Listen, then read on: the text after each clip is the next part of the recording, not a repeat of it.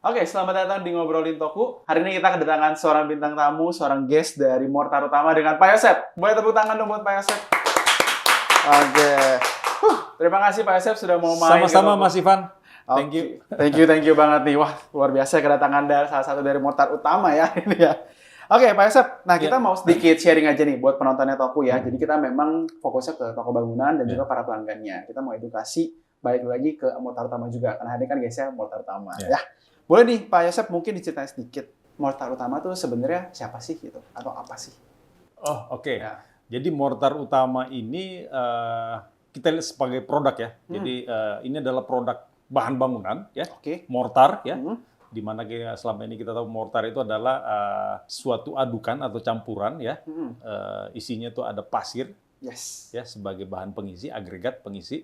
Kemudian ada pengikatnya, yaitu baik. semen. Oke, Ya. baik. Jadi MU mereverse ke itu. Ya, jadi sebagai brand dia mereverse bahwasanya produknya adalah mortar. Oke. Gitu. Nah, MU sendiri adalah mortar utama. Mortar Utama. Berdiri kapan? Yes. Menurut yang kita ketahui 1996. 1996. Ya. Oh, udah lumayan lama ya. Udah Berarti lumayan. 20 tahun lebih ya, hampir 30 tahun. Hampir ya? 30. Betul. Wah, bentar lagi ulang tahun 30. Oke, berarti memang fokusnya di bidang atau di bagian mortarnya aja. Ya, produk betul. mortarnya. Di Baik. mortar. Oke, nah sebenarnya kalau kita lihat produknya banyak ya Pak ya. Ya. Ini ada salah satu display juga nih yang Powerfix ya, MU485. Betul. Tapi yang saya tahu warnanya banyak nih. Banyak, Utamanya betul. kuning, tapi Ya. banyak warna lainnya. Ya. Sebenarnya ngebedain apa aja sih Pak, kalau boleh tahu? Sebetulnya nggak cuma warna ya. Iya, Kalau betul, dari pasti. sisi warna ya, yang list merah di atas itu biasanya untuk tile adhesive atau Oh. perekat tile. Berarti secara fungsinya beda-beda. Beda-beda. Nah, di dalam tile adhesive ini sendiri itu range-nya masih banyak banget. Oh, jadi dari satu yang merah ini masih ada lagi Masih turunannya? ada lagi Oh. turunannya. Misalnya ya ada MU400 itu khusus untuk HT adhesive, Oke. granit adhesive gitu ya. Jadi khusus untuk melekatkan HT dan sebagainya. Ada untuk khusus untuk keramik, namanya Ada lagi. 420. 420. Ya. Ada khusus untuk area terendam, Oke. namanya 460. Oh. Ada khusus untuk big HT. Big HT itu kita 80 sampai 120, itu kita kategorikan big HT. Oh. Di atas 120 ada lagi. Ada lagi. Nah, itu 485. Oh gitu. Gitu. Tapi emang semua kodenya dari 4 atau ada yang lain, Pak? Ada yang lain kan?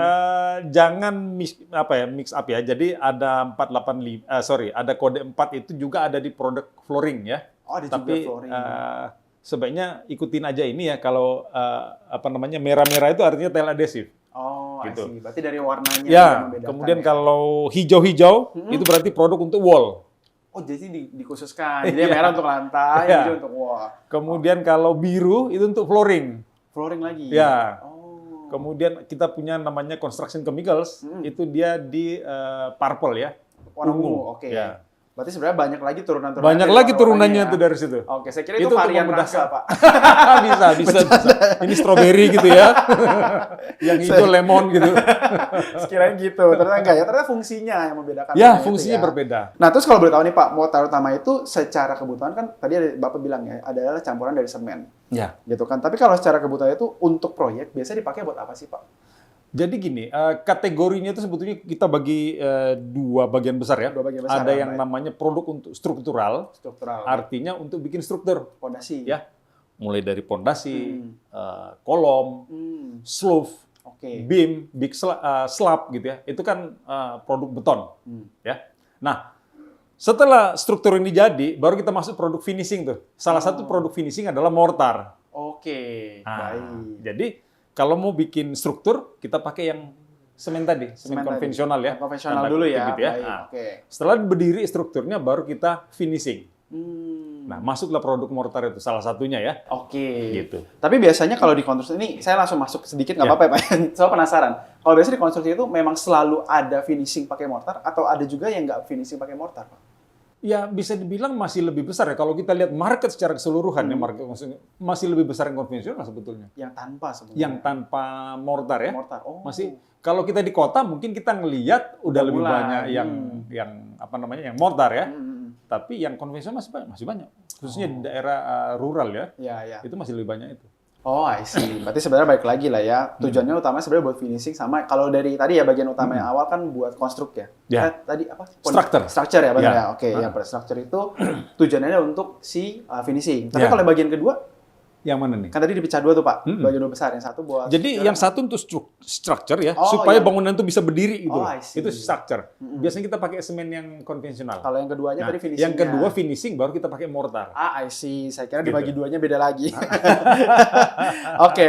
Nah, boleh tahu nggak nih Pak, kalau produknya MU sendiri, yang paling sering dicari pelanggan tuh apa sih Pak? Saat ini ya, kalau kita urutkan gitu ya, kita short down gitu ya, Iya, itu betul. yang pertama itu perekat bata ringan. Perangkat bataringan tuh yang paling sering dicari. Namanya MU 380. MU Kalau di 380. project namanya 382. 382. Ya, itu yang Paling sering dicari. paling sering dicari dan distribusinya paling tinggi. Oh, distribusinya paling tinggi ya. Oke. Gitu. Berarti distribusi yang paling tinggi sama yang sering dicari itu selaras ya. Ya, saya pikir selaras lah ya. Selaras Inline ya. lah gitu. Oke, lain ya. Oke, nah boleh nih. Tadi kan sedikit digambarin ya kalau secara structural itu si semen biasa itu agak beda. Tapi kalau secara fungsional dan pemakaian, semen biasa sama mortar bedanya apa sih Pak Yosef? Pasti berbeda ya, karena dari sisi sifatnya aja ya. Semen konvensional itu compressive strength-nya tinggi. Oke, Pak. Ya, artinya dia tahan beban ketika dibebani gitu ya. Jangan beban hidup ya. Kalau beban hidup semen pun nggak kuat ya Pak. Dia dikasih beban itu kuat gitu loh. Oke. Tetapi ada kelemahannya. Apa tuh? Kelemahannya adalah adhesinya rendah. Oke, Yang percaknya. ya, yang kedua karena strength-nya tinggi, dia gampang retak. Karena seringnya tinggi dia nggak bang retak justru ya. Harusnya ya, Oke. tapi ternyata dia gampang retak. Kalau kita gunakan untuk fungsi finishing. Oke, berarti finishingnya harusnya jangan. Ya, ya banyak faktor yang menyebabkan itu ya. Ya, betul. Misalnya ya, kalau kita bikin structure gitu ya, kita bikin cor-coran, itu kan bisa dibilang ketika kita memolding, kita mencetak, itu kan dia terlindung oleh bekisting. Betul. Kan? Dia terlindung, hanya satu sisi aja yang terbuka.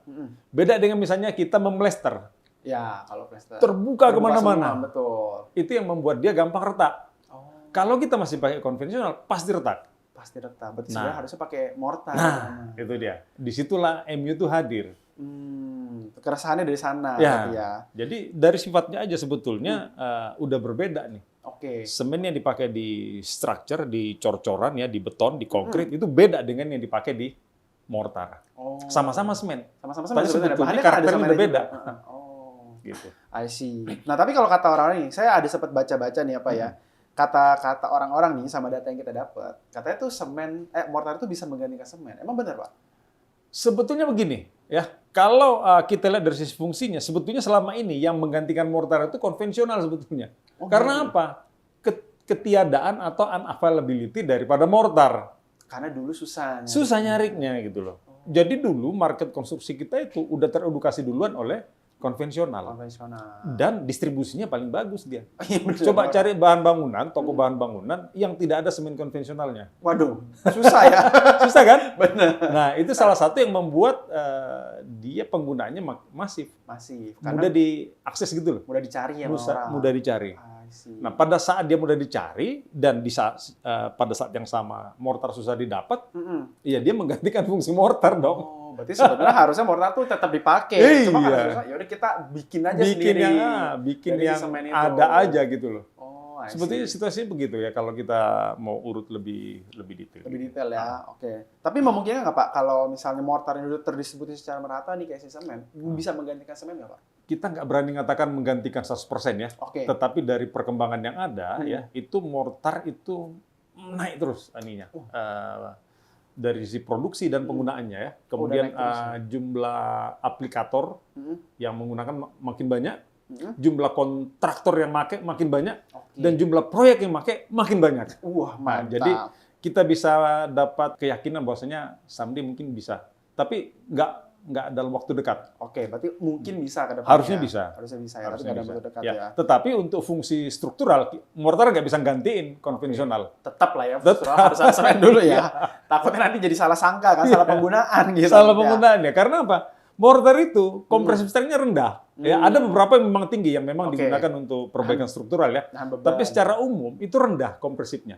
Yang tinggi itu apa? Adhesionnya. Adhesionnya. Oke, berarti Gitu. memang tujuannya beda ya. Kalau Iya. mortar lebih ke memang tujuannya ke adhesionnya, Iya. bukan ke kompresifnya. Betul. Nah, tapi ini jadi pertanyaan juga nih Pak. Kalau pengaplikasiannya nih, kan kalau tadi kita ngobrol ya Pak Yosef kan fokusnya ke pengaplikasiannya, Ya. benar ya? Kalau pengaplikasiannya sendiri si mortar sama semen tuh beda atau sama Pak? Sebetulnya pada dasarnya ya, mungkin kata kuncinya gini, produk mortar itu adalah produk edukasi.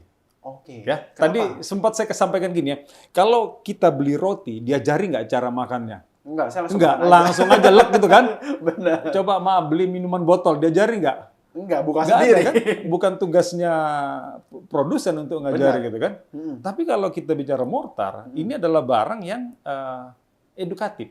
Artinya orang harus belajar untuk makainya. Karena banyak sekali faktor-faktor yang harus kita patuhi kalau kita memakai. Ingat barang ini mahal loh. Oh iya, baik. Bukan barang murah ya. Bukan ini ya, barang murah. sebetulnya. Kalau kita salah menggunakannya, ya harus ada yang keluar duit untuk ganti. Benar, rugi. Rugi kan? Oke. Nah, that's why ini harus kita pelajari dan kita trainingkan. Oke, jadi Ya. harus dilatih. Ya, jadi MU itu tahun lalu kalau nggak salah ya, angkanya itu kita melatih, men-training. Manusia yang kita training di Indonesia itu ada di sekitar 26.000. Lumayan ya. 1 tahun. Tapi nggak kelihatan ya. Iyalah, 20.000 kan nggak di list atau Karena pelaku konstruksi di Indonesia itu jutaan. Hmm. Jadi 26.000 itu kecil sekali kayaknya. Betul, ya. betul. Nah, tahun ini kita tuh kalau nggak salah ya, sampai dengan bulan Mei kemarin itu sudah sekitar 15.000. Oh, udah lebih dari setengahnya tahun Ya, lalu ya. udah lebih. Mudah-mudahan tahun ini nyampe di 35. Wah, mantap. 35.000. 35.000. Bertambah Ya, terus itu kan komitmen kita untuk mensosialisasikan produk ini. ini. Karena Ya. mau balik lagi ya, mau nggak mau kan harus tetap disosialisasikan Harus cara disosialisasikan pakainya. cara makainya. Kalau nggak ada konsekuensi yang ditanggung Ya. oleh si tukang. Karena gini, ada tukang yang udah common pakai metode konvensional. Betul. Udah ahli, udah expert banget dia di situ. Ya, udah skillful lah gitu ya. Tapi begitu ketemu ini, tanpa dia pernah ngelihat cara makainya, pasti akan ada problem. Meskipun dia udah jago pakai yang Ya. konvensional gitu ya, Pak. Pasti akan ada. Ada beberapa ya, contoh ya, boleh nih, yang contoh. simpel ya. Kalau teman-teman ngaji pakai semen konvensional, umumnya mereka mendekati final setting itu digosok pakai kertas semen. Oh iya benar. Nah, kalau metode itu kita bawa ke cara mortar, ya khususnya MU, itu pasti akan rusak hasilnya. Oh gitu. Malah rusak. Oh, berarti harusnya Harusnya jangan digosok pakai kertas semen.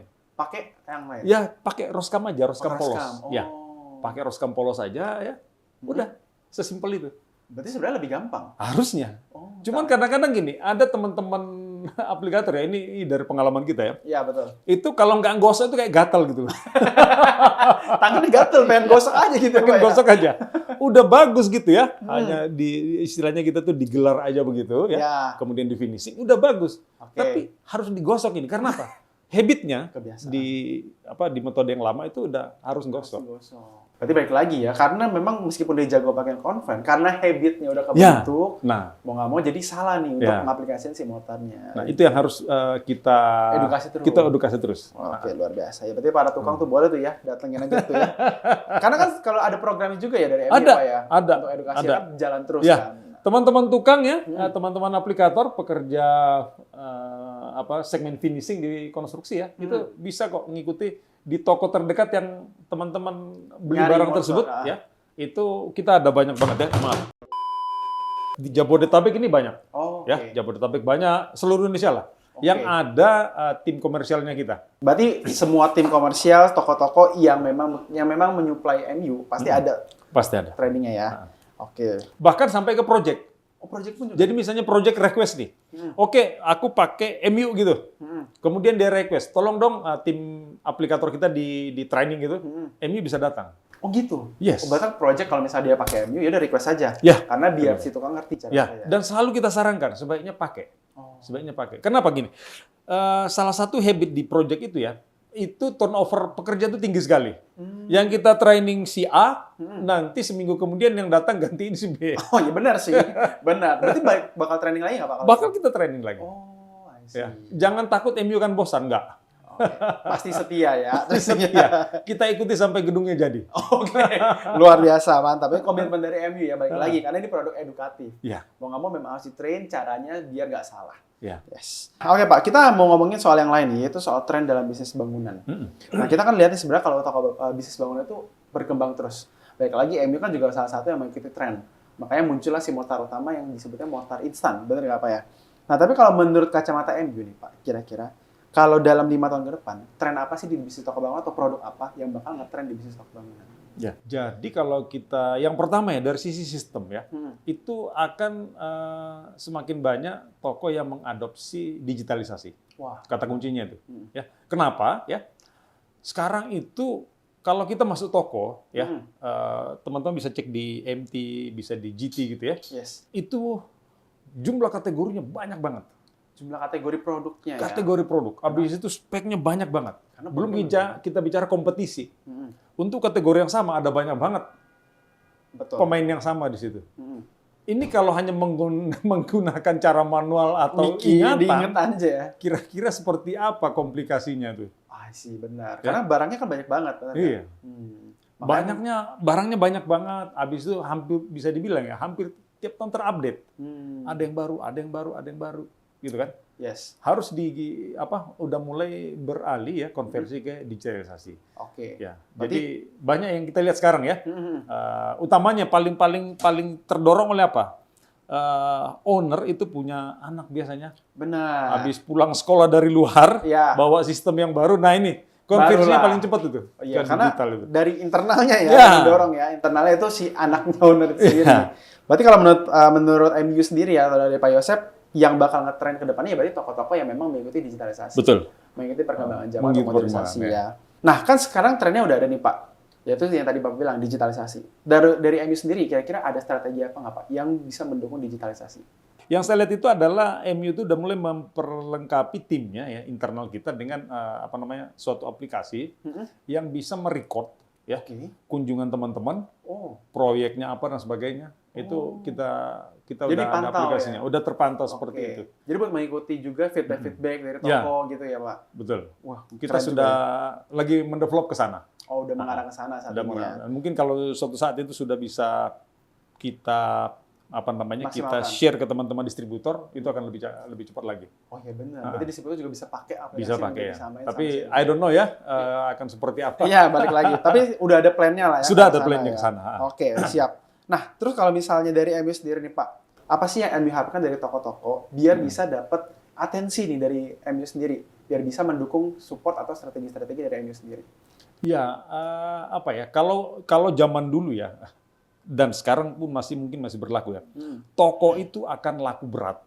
Ya, banyak pengunjung. Yang pertama dia strategis. Oke, tempatnya. Betul. Tempatnya, lokasi, ya. Yang kedua, ya dia berada di daerah project. Oke, yang Iya kan? pembangunan. Iya, karena apa? Dia akan mendekatkan diri dengan katakanlah kolam yang akan pakai dia nanti Betul. gitu.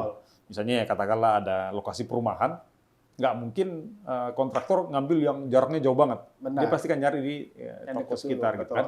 Nah, tetapi akan segera berubah nih. Oh, kenapa tuh? Ya tadi salah satunya adalah digitalisasi. Aku punya toko di sini, tapi proyeknya di sana. Yes. Aku bisa lebih cepat daripada toko yang ada di sana gitu. Oh, Pak Yosef Trennya akan segera berubah seperti itu. Berarti kalau biar bisa dapat atensi dan mengikuti tren ya si toko ini harus benar-benar Ya. cepat digitalisasi. Dan dia harus segera masuk ke dunia media sosial, Hmm. ya kan? Bagaimana mungkin orang tahu dia Benar. kalau dia nggak muncul? Betul. Sekarang, Saya setuju. sekarang siapa yang nggak punya HP, ya, yang nggak ada katakanlah kita sebut aja ya YouTube apa Ya. gitu-gitu ya, Betul. itu bisa dibilang hampir semua produsen sekarang main di situ Main gitu. di sana, betul. Bahkan toko-toko pun udah banyak ya Pak. Udah ya? banyak. Oke, distributor pun pasti juga Ya. main kan melalui itu kan. I see. Berarti balik lagi ya, biar bisa dapat atensi dari MU ya, si toko ini harus aktif dan harus Ya. muncul ke permukaan. Betul. Kalau nggak MU mana tahu nih toko-toko teman-teman, bener ya? Ya teman-teman harus Bener. muncul dulu di permukaan, biar MU juga tahu kalau toko teman-teman itu ada, bener Ya. nggak? Mungkin sebenarnya udah tahu, teman kalau muncul di permukaan jadi lebih gampang. Betul. Ya. Oke, nah terus kalau menurut Pak Yosef sendiri, kira-kira kalau dalam 5-10 tahun ke depan nih Pak, toko bangunan yang tadi kan digitalisasi itu udah bakal lebih maju. Tapi kira-kira ada produk apa nggak nih Pak dari MU yang bakal mendukung hal tersebut? Nah, ikut tren. Sampai sejauh ini ya, yang biasanya ya kita bikin kita develop suatu produk itu ya, itu kan kita bikin survei dulu. Yes, Ya. oke. Pasti kita bikin survei, nggak mungkin ada satu produk jepres gitu ya keluar Tanpa gitu ada dasar, tanpa ya. ada Dasarnya. survei dulu gitu ya, marketnya seperti apa dan sebagainya. Itu pasti disurvei seperti itu. Oke. Ya. Tentu saja kalau kita bicara khususnya ya, Hmm. MU saat ini ya, kalau kita lihat perkembangannya, dulu banget ya, saya pertama masuk MU itu 2011. Oke. Itu untuk yang perkat tile aja ya, itu terbatas banget, MU 400. Barangnya dikit. Iya. Oh. Sekarang kita punya 420, kita punya 460, 475. Bahkan yang perkembangan terbaru, kita ada yang namanya Lodas. Lodas, apa tuh Pak? Lodas itu dia tidak mengeluarkan Hmm. debu. kok bisa? Ya, itu kenapa? Itu kita belajar dari kondisi di project. Ya, awalnya kita mulai dari produk kita yang namanya 480. 480 itu tile on tile. Tile on tile. Ya, jadi kalau kita bosan nih sama motif tile kita timpa aja langsung. Nah, pekerjaan-pekerjaan seperti itu biasanya ruang sebelahnya masih dipakai, ini lagi dikerjain. Sebagian ya, biasanya kan. Akan sangat mengganggu kalau pekerjaan di sini menghasilkan debu, sementara di sini ada yang bekerja. Betul nggak? Benar. Setuju. Nah, yang mikirnya sampai sana. Kita bikin yang tidak mengeluarkan debu. Kita sebut lodas. Ada teknologi di situ. Bisa ya Pak dibikin nggak ada debunya ya? Keren juga nih ya. Dan sudah mulai teradop gitu. Dan ternyata diterima oleh market. Iya betul, karena kan yang tadi dibilang Bapak Yosep ya, setengah-setengah pengerjaannya. Kalau debuan ya ganggu. Contoh lagi ya, mall jadi, ya itu kan nggak langsung full tenannya kan? Betul nggak? Ada yang sambil buka, sambil ada tenan baru. Nah, kalau di sebelah tenan itu sudah ada yang ngisi, katakanlah fashion gitu, tiba-tiba masuk tenan restoran ini, kemudian dia fitting up gitu, ngasilin debu nggak? Iyalah. Nah, keganggu nggak tuh botik di sebelahnya tuh? Iya, bajunya tak debu. Makanya. Nah, disitulah mereka butuh produk-produk yang lodas. Oh, I see. Berarti sampai kepikiran sampai ke sana sampai ke situ. Berarti sebenarnya yang lodas ini bakal jadi top brand juga ya? Top harusnya produk juga ya? Harusnya ya. Karena kan banyak banget orang-orang yang kita bilang ya konstruksi, renovasi itu berjalannya sebagian-sebagian. Nah, contoh lagi. Ivan renovasi, let's say apartemen Ivan di lantai 10 ke atas gitu. Bawa barang pasti lewat lift dong. Betul. Boleh nggak kalau berdebu masuk lift? Wah, tergantung. Saya harus bersihin lagi, Pak. Nggak boleh banyak. Kita antisipasi sampai saya hijau gitu. Berarti ya si lodas ini secara kemasan pun dia nggak berdebu ya, Pak? Nggak berdebu. Ya, itu bisa kita. Saya lupa bawa bawa ada contoh demonya gitu. Tapi itu memang nggak bisa berdebu berarti. Ya, rentan debu lah ya kita bilang. Oke, wah keren juga ya. Baik. Berarti kalau kita lihat sebenarnya kalau dari tren yang tadi disampaikan oleh MU ya, menurut MU sendiri trennya adalah toko harus digitalisasi. Ya. Dengan digitalisasi, maka bisa muncul ke permukaan yang tadi ya. Ya, betul. Sosmed, distributor, brand-brand lain seperti MU bisa ngelirik toko teman-teman juga. Dengan munculnya di permukaan ya digitalisasi. Gitu. Dan apalagi MU juga mendukung dengan beberapa inovasi. Survei produk, survei kebutuhannya market, sehingga menciptakan produk yang sesuai dengan kebutuhan MU. Kebutuhan market. Benar ya? Oke, nah Pak, ini ada satu nih, hal yang cukup menarik nih, Pak Yosep. Dari MU itu ada satu campaign atau CSR. Namanya Daurmu. Ya. Benar ya Pak ya? Betul. Nah, boleh nggak Pak diceritain aja nih sedikit nih, Daurmu itu apa sih sebenarnya? Jadi gini, ini adalah salah satu upaya kita, ambisi kita ya, dari keprihatinan kita terhadap sampah. Khususnya sampah hasil proses konstruksi. Ya. Nah, kita juga ada sampahnya gitu loh. Ini kan benar. Yang dipakai kan cuma isinya saja. Benar. Powdernya saja. Setelah itu terus apa yang terjadi dengan sampahnya ini? Saksakannya itu kan jadi waste gitu kan. Kita sadar bahwasanya itu akan menjadi waste. Ya. Nah, pikirannya adalah gimana caranya begitu powdernya digunakan, saksakannya ini masih bisa kita recycle, kita daur ulang. Ya. Jadi saat ini ya itu kita coba di modern trade saat ini. Someday kalau misalnya sukses kita akan split out ke toko-toko yang lain. Nah, salah satunya tuh hasilnya nih seperti ini. Sini ya, Roskam ini ya. Ini namanya Roskam bergerigi untuk pasang tile. Ini dari hasil daur ulang ini tadi. Dari saksakan ya. Saksakan kertas tadi. Jadi kita jalin kerjasama dengan ada Parompong ya. Parompong itu ya. Mereka yang memproduksi ulang, merecycle sehingga jadi barang ini. Berarti si Daurmu ini adalah recycle dari kemasannya si kemasan-kemasan produknya si MU. Dan ini terbuka banget. Someday mungkin bisa jadi ember ini. Oh iya benar. Kan belum tahu ya. Ini salah satunya, benar nggak? Dan itu digunakan loh di proyek. Tapi ini nanti dibagikan secara gratis atau ini dijual lagi? Mungkin belum sampai di sana apakah mau dijual, tapi yang jelas kita pakai. Pasti bisa dipakai lah ya. Pasti akan terpakai oleh teman-teman tukang. Benar-benar. Kan berguna kan. Ya. Bisa jadi palu untuk pasang tile dan sebagainya ya. Banyak. Kalau udah bisa diolah seperti ini pasti udah terbuka nih. Kira-kira akan jadi apa nanti? Betul. Keren ini salah satunya ya dari si produk daur ulangnya si MU ya. Roskam bergerigi. Gitu kan. Nah nih, buat teman-teman nih boleh lihat juga nih. Nih kelihatan ya sebenarnya hasil daur ulangannya ya. Ada kayak bekas kemasannya juga gitu kan. Memang terlihat sekali kalau ini adalah bekas daur ulang. Teman-teman mungkin bisa lihat juga secara nyata ya. Mungkin di kamera kelihatan nggak nih udah fokus ya? Oh, sebelah sini ya. Oke. Nah, ini kelihatan juga nih dari MU dikolaborasi sama Farongpong ya. Ya. Ini salah satu produknya. Nanti ke depannya mungkin bakal banyak lagi ya, Pak. Akan banyak lagi lainnya. produk-produk yang bisa kita hasilkan dari sana. Yang pastinya berguna juga buat Ya. si konsumen. Ya, sebetulnya tujuannya adalah mengurangi sampah sisa konstruksi itu tadi. Itu. Ya. Berarti sisa sampah konstruksinya dimanfaatkan lagi. Iya, ya, si kita MU. manfaatkan lagi. Oke, wah luar biasa bijak ya. Jadi ada kepala, ada buntut. Ya, benar. Oke, nah boleh tahu nggak nih Pak, dari program Daurmu ini berarti kan sebenarnya sampahnya ini harus dibalikin lagi. Ya. Nah, kalau boleh tahu balikinnya itu kemana Pak? Ke toko atau Ke toko. Ke Ya. toko. Saat ini kita coba di toko dulu ya. Nah, karena ya ada benefitnya buat toko dan buat si katakanlah Konsumen ya, konsumen pelanggannya. tadi ya. Apa tuh, Pak? Kalau toko ya simple. Tukangnya kan balik lagi untuk kembalikan. Oh iya benar, dia ngembaliin jadi dia balik lagi. Lihat lagi kan.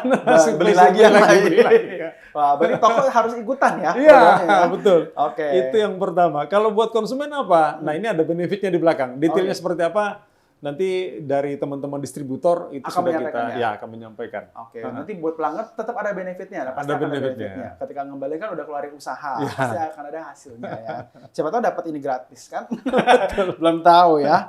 Oke, kira-kira nih Pak, kalau dari program Daurmu ini kan sebenarnya tujuannya adalah balik lagi ya CSR ya. Tapi tadi kalau misalnya saya dengar nih Pak, untuk yang balik lagi ya ke yang awal soal pengaplikasiannya itu, ada program lain nggak sih Pak yang digunakan MU untuk edukasi nih ke Ya. si pengaplikasi? Ya, betul ya. Jadi kita tahu ya yang namanya mortar ini kan barang edukasi ya. Kenapa seperti itu? Karena untuk memaksimalkan hasil dari produk ini, itu orang harus dilatih untuk mengaplikasikannya. Ada programnya dari MU? Ya, ada programnya ya. Apa tuh, Pak? Jadi kita ada di proyek, kita juga ada di jaringan distribusi atau toko. Ya, kalau ke proyek biasanya ada proyek yang sedang berjalan, teman-teman proyek request ke kita. Yang tadi. Ya, kita kirim tim untuk training di sana. Nah, di toko juga ada kita. Ya, kita ada yang namanya Akademi Kamu. Akademi Kamu? Ya, itu ada yang 1 hari, ada yang 3 hari. Oh, beda-beda Ya, biasanya. kalau yang 1 hari itu biasanya produk-produk yang simple aja. Oke, kita Ya, ajarin. karena kita ajari ya bagaimana cara ngaduknya, berapa komposisi airnya, ya, kemudian bagaimana mempersiapkan substratnya, Oke. bagaimana memperlakukan ini, berapa lama dia berada dalam wadah maksimal, Sampai sedetail sampai itu sedetail caranya? itu. Oh. Ya, Oke, namanya tadi apa? Akademi Kamu. Oh. ya, Akademi Kamu, akademi loh ini, Oke, tapi dan itu ada rutin sertifikatnya dilakukan? Oh, ada sertifikat Rutin. untuk sertifikatnya diberikan untuk kepada peserta, pesertanya. Berarti si peserta ini lolos cara mengaplikasikan MU gitu ya. walaupun tingkat basic ya. Oke. Gitu. Kemudian kita juga ada yang namanya project to project. Project to project Ya. itu apa tuh, Pak? Jadi toko itu kan didatangi oleh teman-teman kontraktor. Beli. Nah, kontraktor mengaplikasikannya itu belum tentu bisa. Yes. Nah, dia boleh minta ke tim kita untuk kita langsung datang ke proyek. Kalau Akademi Kamu tadi ada di toko kan? Betul. Kalau ini langsung di proyek. Jadi dia di project dia bantu aplikasikan. Ya. Berarti kayak MU Belajar punya aplikasi. timnya lagi gitu. Ada. Kita ada tim ya, ada tim technical ya. Yang seperti saya Yes. ada di Indonesia tuh kalau nggak salah ada 30-an orang. Oh. Se-Indonesia kita ada Se-Indonesia, mulai dari Medan, Batam ya, kemudian ada di Tersebar lah ya. tersebar ya sampai ada di Makassar, ada di Bali. Oh, Ya. oke. Jawa paling banyak. Jawa paling banyak Ah. ya. Kemudian kita juga secara simultan itu meng-approach tim project. Kalau tim project kan banyak banget nih. Developer sampai ke bawah sampai aplikator itu banyak banget. Nah, itu juga kita rutin tuh. Ada workshop, ada macam-macam gitu. Oke, berarti sebenarnya program yang dibuat untuk edukasi itu banyak banget ya, Pak? Banyak banget sebetulnya. Tinggal biasanya teman-teman nggak bisa ngakses nih. Nah, sebetulnya itu kalau simpel aja. Anda beli di mana, berarti aksesnya ke situ. Oh, berarti simpelnya kalau misalnya beli barang MU ya, kita beli produk MU ya udah tinggal tanya ke toko. Tanya itu aja. tokonya ada program itu nggak? Oh, nanti pasti tokonya akan membantu, Ya. memperantarakan Ya, ya. betul. Oke, nah berarti saya simpulkan ya Pak, ada program Daurmu ini memang tujuannya adalah untuk prihatinan dari si MU sendiri Ya. terkait dengan sampah konstruksi. Ya. Jadi didaur ulang, jadi produk-produk yang nanti bermanfaat juga buat Ya. si pengguna. Gitu. Nah lalu dari edukasinya sendiri, balik lagi si Daurmu ini juga tujuannya adalah untuk si toko biar dapat pelanggannya balik lagi.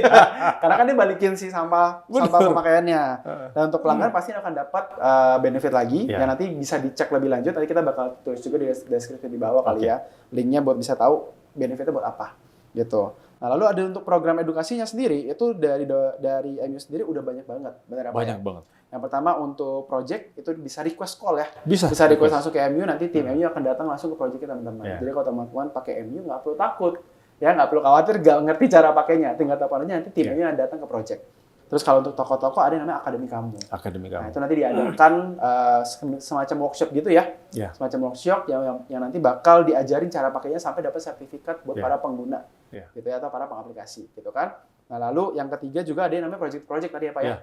Nah, project to project itu adalah dari project request juga ya, ke MU ya. Betul. Request ke MU, nanti tim MU yang akan datang dan bantu pengaplikasian dan serta mengajarkan. Itu jadi teman-teman, kalau untuk produk MU sendiri itu banyak banget.